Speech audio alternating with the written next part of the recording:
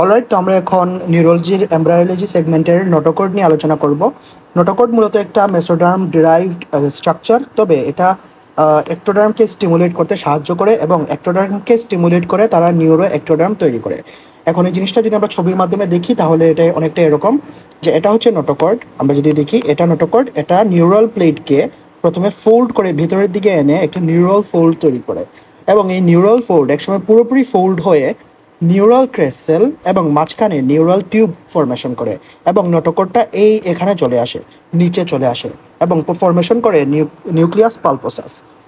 Alright, তো এটাকে যদি আমরা একটু ডিটেলসের ছবির মাধ্যমে দেখি তাহলে সেটা অনেকটা এরকম, যে এটা হচ্ছে নোটোকর্ড।